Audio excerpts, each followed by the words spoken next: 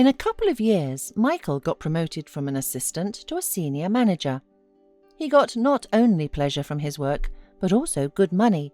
Unlike many of his colleagues, whose success made them arrogant, the man remained the same pleasant and friendly person. His subordinates were respecting to him, but also loving him.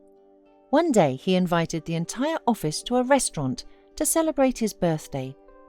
In the middle of the feast, Michael went out on the doorstep for a smoke. Suddenly a boy of about 6 came up to him and asked if they had anything to eat after the party.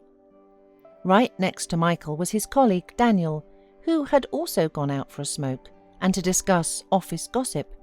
He looked at the little boy and told him to get out of here. But Michael only gave his colleague a rebuking look and then led the boy to a cafe where he ordered him soup, main course and apple pie. But to Michael's surprise, the boy was in no hurry to eat at all.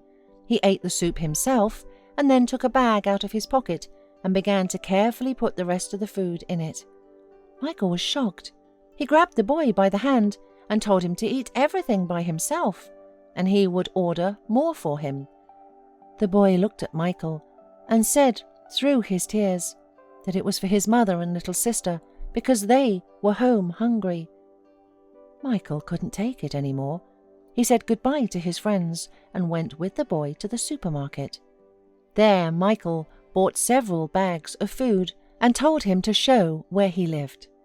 They walked a couple of blocks and stopped in front of a shabby door in an apartment building. The door was opened by a beautiful but deathly tired woman in her 30s.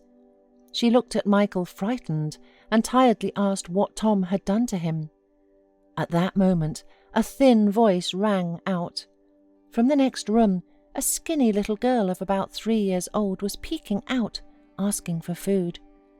Without waiting to be invited in, Michael carried the bags into the small kitchen.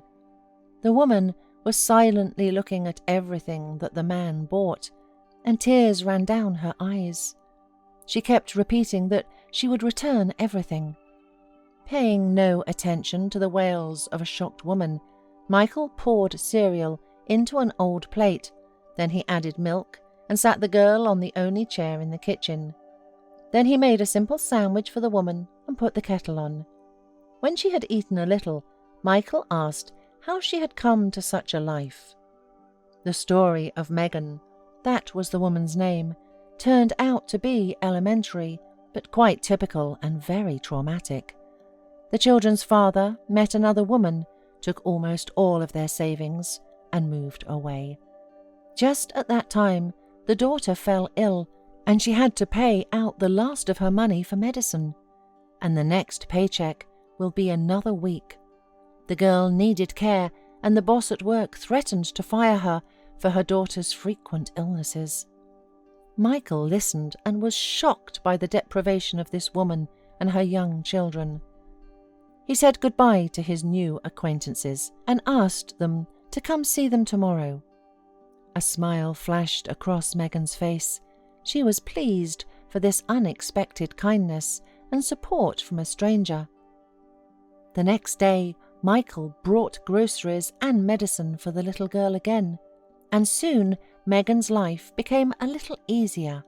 She was able to get her daughter into a municipal kindergarten, so she began to work, knowing that her daughter was under care. Michael still periodically visited them, bringing food and faith in good people. Sometime later, with Megan's permission, he began taking the children to the park for a walk, and for the boy's birthday, he gifted him the first bicycle in his life. It so happened that over time, the man realized that he was more attracted to Megan and her children than to his own home, and he proposed to her. The woman thought for a second and then agreed, and the children were the happiest of all.